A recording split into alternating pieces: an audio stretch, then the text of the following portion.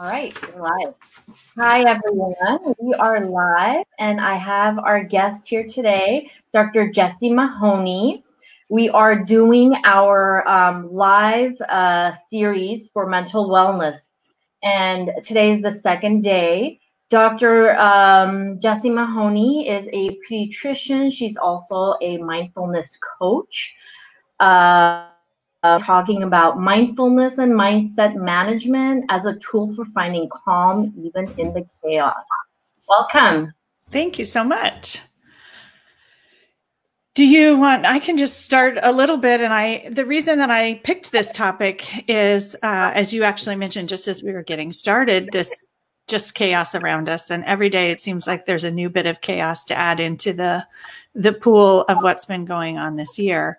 And what I find, so I do mindful coaching around mindset and also practice mindfulness and do some work within something called the Mindful Healthcare Collective. And the idea with mindset coaching and mindfulness is they are tools to help you find calm no matter what's going on around you. And so we often see ourselves as victims of circumstance, or that, you know, given everything that's going on around us, we can't be okay or we can't find joy in the moment. And the thinking around this is that we can with work. It's not easy. And some of the work is actually anti-work, and that's slowing down and being present and relaxing. But with that, we can actually change our experience of what's going on. And in moments such as now, where so much is out of our control, it's really the tool that we have to regain control and hopefully experience things, if nothing else, a little softer. So the idea is, right, there's all these big ups and downs, and mindfulness and mindset coaching can allow it to be like this. And so you're not having these huge swings, or in 2020, maybe it's all down. And so it brings you back up a bit. So a little more on, because not everybody in the audience may know, what is mindfulness, being mindful, and where does one start? Yeah, that's a great question. And I will start by saying I think mindfulness is magic. That's my word that I like to associate with it. And really what it is pausing and being present. And so this idea that you take a pause and you just notice what's going on. So more of the official definition is noticing and being aware. That's the first step. And most of us in our lives just work right through and don't notice and aren't aware. We don't know what thoughts are spinning in our heads. We don't even notice the feelings we're having. We just go, go, go. And maybe we fall asleep at the end of the day exhausted. And for many people, that's when the mind becomes noticeable, when they're trying to sleep. So mindfulness is pausing and being present. Being present is noticing and being aware of what's going on in the moment. The other key piece of mindfulness is non-judgment. And so oftentimes we notice and we judge ourselves for being anxious or being angry or being upset or not responding as we might like. And so mindfulness is 100% non-judgment, and that's one of the main pieces of it. And in terms of getting started, I like to think mindfulness is available to anyone, anywhere, anytime. So you can sit on a mat and have your fingers in yoga mudra and close your eyes and do traditional meditation, but you can also live mindfully and obtain many of the same benefits. You can obtain benefits from mindfulness by taking a deep breath. That's actually a form of mindfulness. And so you can get started wherever you are, essentially. Many people who've had a lot of trauma, like sitting down on a mat is too much to just stop and experience all of the overwhelm. And so for them, starting mindfulness, just noticing, taking a deep breath, for example, or one of the easiest ways to do it in my mind is noticing nature. My eyes go out the window when I talk about that. There's a tree out there, and it's the idea of just noticing the leaves on the tree and noticing the color of the sky and looking at the clouds. You can do it by thinking about your five senses. That's a form of mindfulness. What do I see? What do I hear? What do I smell? What do I feel? What do I taste?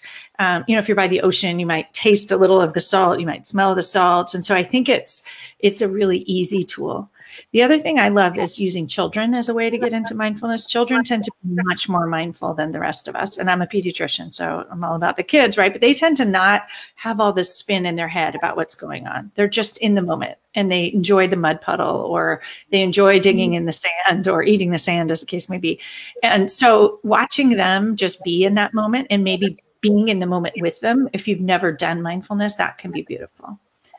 But for people, I think, who are really struggling right now, my suggestion for starting would be to start by taking a deep breath and notice how you feel, and maybe take 3 or 4 and just allow the breath to move through you. It actually changes your nervous system, and you can change ultimately your level of reactivity in your nervous system by working on your breath. But it doesn't have to be, I actually did see a snippet of the live yesterday. You don't have to do all the alternate nostril breathing, and you can make it simple. You get tons of benefit from that. And once you're kind of used to it, that's a great tool. The other really easy way to do the breathing is matching the inhale to the exhale. And so just breathe in the same length as you breathe out. It gives you a focus, and it actually can reset your nervous system and allow you to focus much better. So if you're feeling distracted by stress or anxiety, that's a great tool. Do like 10 breaths and just see if you can make the inhale the same length as the exhale. That's something we do in yoga all the time, and it's just really easy.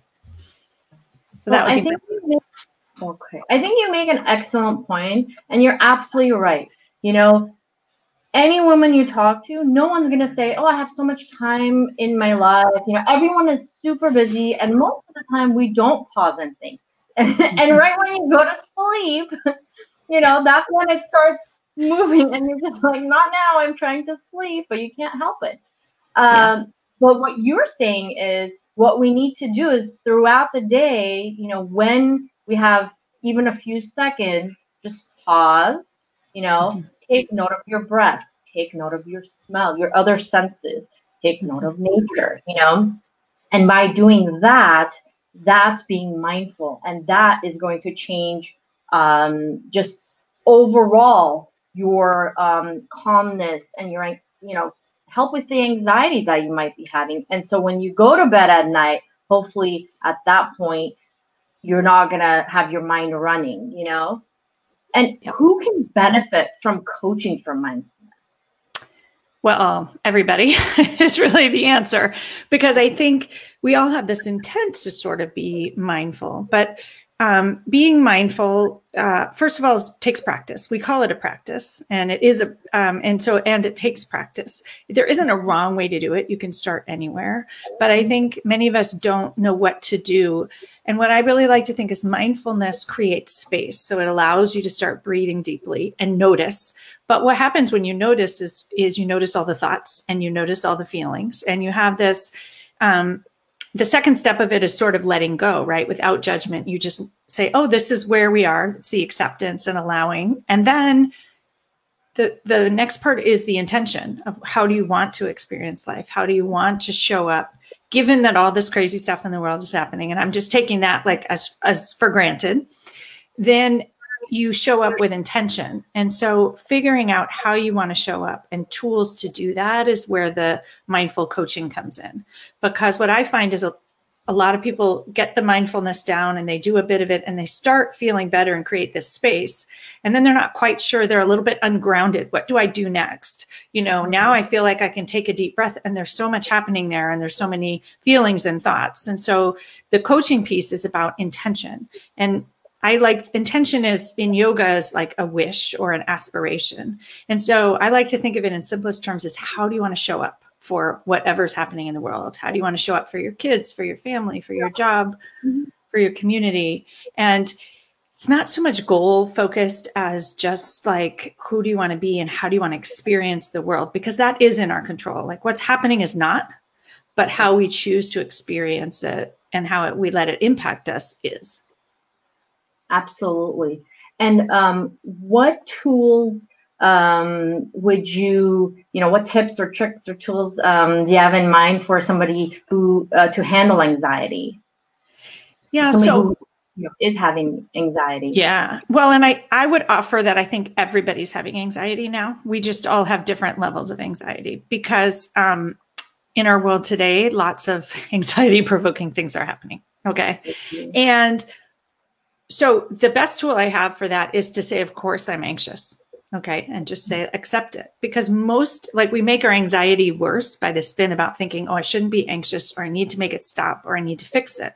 So acknowledging that the world right now is an anxiety provoking moment for whatever your thoughts are about it. And we all have different thoughts, and that's fine. But seeing that, and just, it's a tool that I use in both coaching, and it's also part of mindfulness, like accepting and allowing what is. And so realizing that any human in the current situation would have anxiety. And when you do that, the pressure lightens and the anxiety actually lightens. And then the other thing I like to say is, once you've accepted it, you know it's going to be there, it's normal. You can decide that it's going to come along with you. And so instead of resisting it, I like to say, put it in a suitcase next to you. It's like, oh yeah, there's my anxiety. I can spend a little time with it when I feel like, especially at night, it's like, well, I'm really anxious. Well, I can just have it here, but it doesn't have to be in my chest or in my head, keeping me awake spinning. And so it's when you let go of that resistance, it actually gives you your power back. And it's that's the intentional piece. It's like, okay, well, I can't control the fact that I am anxious. You can try, but it doesn't work, is what I'll say, right? Mindfulness is, as we talked about, that like noticing and being aware and allowing it without judgment. So the anxiety is there. I know it sounds like you're like, oh, well, you want to get rid of it, but you don't. Like when you allow it, that's what allows it to dissipate and lessen. And I would imagine the mindfulness piece, just doesn't rush and come out and take over you, and all of a sudden you're, able to practice mindfulness exceptionally well. This is something that, just like the breathing exercises or meditation or the yoga, you kind of have to take little baby steps towards it. Is that correct? Yeah. So I think of it, first of all, as anything you do is better than nothing. I think many of us have an all or nothing mindset. Like, oh, I missed my meditation this morning because I didn't get up earlier. I didn't have enough time. And so anything you do is a step towards being more mindful. And every little thing you do creates more space. And when you show up more calmly, everyone around you shows up more calmly. So it's kind of like a ripple effect, or think of a snowball or the hay bale rolling down the hill, right? So, but in a good way. So It does take practice, and it takes practice. What I would offer is it takes practice to be able to sit on the yoga mat and do that. Right. But you can start wherever you are. And I think when you get rid of the judgment around having to do it right, you actually do more mindfulness. The other thing is there's so many ways to practice it, as you mentioned. So I like to do most of my mindfulness either in nature or during yoga. And that's because for me, and I just like to be really transparent, my mind goes all over the place. Like if I just try to sit and meditate, but if I'm moving in yoga, no problem. And if I'm in nature, I can like immediately go to the senses or the smells, and I like to walk on the beach. And so it's like, there's all of that. And all of a sudden I can just be and be still. And we talk in yoga about stopping the mind chatter. So I have trouble doing that sedentary. That's why there's like mindful movement. So there's lots of different ways to do it. And I think when we can allow people to notice what works for them, that's the other piece of mindfulness. It's like, this doesn't work for me, but this does. And that allows anybody to do it. But it is like it's like a muscle, as I like to say. So the more you practice and train your muscle, the more natural it becomes. So you don't have to make the effort to be mindful. So now, for example, I show up at the beach, I'm instantly mindful because it's partly a habit and partly because I practiced it. Or literally I'll sit on my yoga mat and instantly like my whole physiology changes because I do it. But I notice when I work with clients in particular, they'll say like, I just realized now I pause before I like react to things. And that's the practice. So, we say in coaching, in this mindful coaching, and why I call it like pause and presence is your power's in the pause. And that's the moment where you're mindful. So something happens, your kid starts screaming. And if you react, you scream back. But if you pause and you're like, take a deep breath and you are mindful of how you feel, then you can choose how you want to respond. And so mindfulness over time lengthens that pause. And that's where the stress just improves dramatically. Well, I have to let the audience know, I'm actually in the Facebook group that Jessie has, and it's called the Mindful Healthcare Collective. And I often see her posts, her videos of the ocean waves, going back and forth. And just by watching that, I think I pause for a second and I'm enjoying that, and being mindful. So appreciate that from you as well. You're absolutely right. Anytime during the day you're able to do that pause and you're able to kind of tune in and tune out the rest of the world, the anxiety, put it on the side, and think of yourself, then it's going to be beneficial. And you're absolutely right. When it comes to children, the first reaction, of course, is that you want to scream at them and say, stop. But if you are a pause, then, and I've tried this myself, it's less likely that you are upset and more likely that your response to the action is calm. Absolutely. And I think I like to say calm is contagious. So when we're calm, right, the kids are more calm, the people we work with are more calm. And so it's like it benefits everyone. Many of us have trouble, myself included, like prioritizing yourself. But this idea of when you show up mindfully and you take the time to flex that muscle and practice it, it benefits everybody around you. And that's really, so it's a gift to other people to do the mindfulness and to pause and to be intentional and figure out how you want to show up for the world and those you love. And mindfulness gives you the power to do that. The thing I particularly like about mindfulness, and during these live series, we are talking about different types of techniques we can use for stress, anxiety. Yesterday we talked about the breathing. We didn't connect it as much as in detail as we are today with mindfulness.